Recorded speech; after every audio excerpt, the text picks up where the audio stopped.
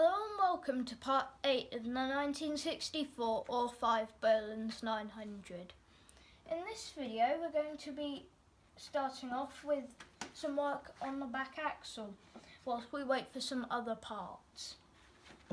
You may remember this tractor had a non-standard tow hitch, and when we took that off we were surprised that when we took off these non-standard bolts, no oil came out here because it actually goes through the gearbox casing.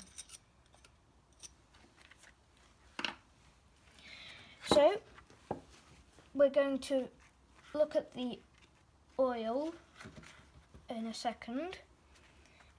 We've got this from our parts store, standard tow hitch, and new drive pin because this one didn't have any, but we need to clean these up because this one's very filthy and that's bright yellow on a brown axle. We've just cleaned up the studs. As you can see, I've got one partly on here. We've put PTFE tape on them. It's very important on this one as the hole goes right through into where the fluid will be, so we don't want any of the gearbox oil being able to come out. We've also put some Loctite in the threads, and I'm now going to do this one up. We've also put these two nuts on here to help us wind them in.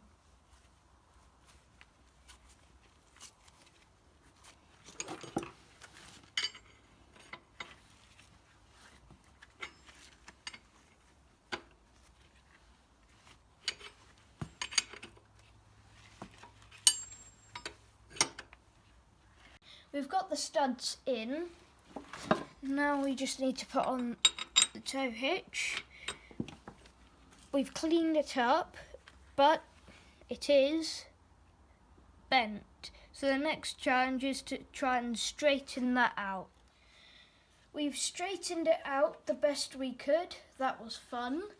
A hammer didn't make much difference, nor did clamping it in the vise, so we used the 30-ton press.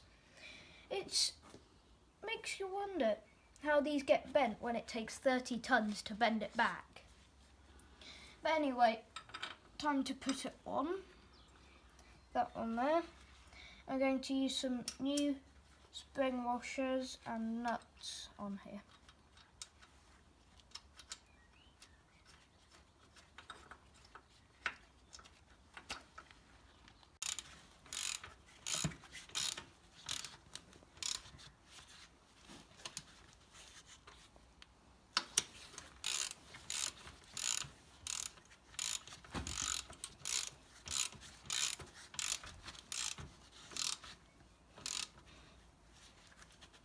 There we go, tightened up. Deep sockets are very useful for this kind of thing. Now to drain the oil. To let in some air, I'm just going to quickly undo this one up here, which is actually the one to fill it up. There we go. And now the one that will actually let the oil out.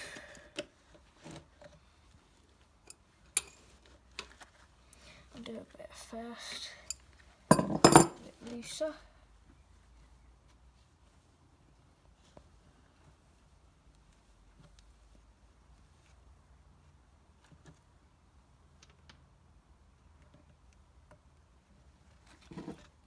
There we go. Now ready to fill up the gearbox with oil. We always use this non-EP oil because if you use EP oil, it can damage the bronze bushes in the gearbox. So I'm now going to fill this up. I'm not going to record it because it's quite tight round here and it's not a very good view to video. We've got the oil in. We've also cleaned up the R-clip and pin and they're on, and we put this cable tie on the R-clip so that it comes off easier. this part of the casting has come off before we owned it, and that's what happens when people use a hammer or a lever to get the pin in and out. Also, something else what we've noticed is we've got this spare part from a tractor, another tractor, and on here it has a washer and split pin. On this one it doesn't. So we took this off and we've cleaned it up, and it doesn't actually look like there ever was a hole for a split pin, but it was worth investigating. We also noticed that the circlip on the differential was broken, so we've got a new circlip to put on.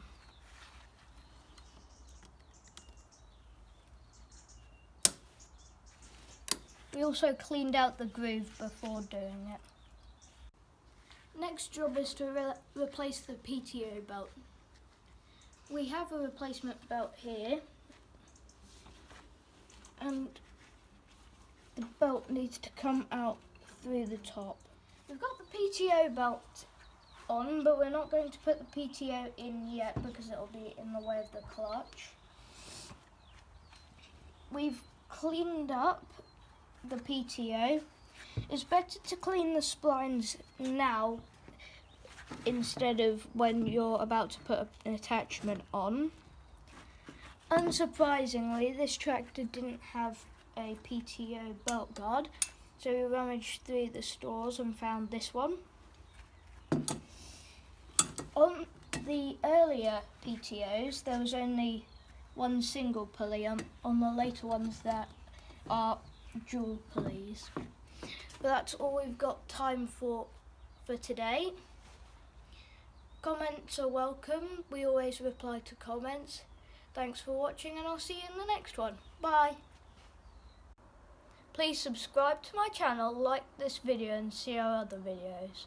More to follow as we do more on this tractor. Bye.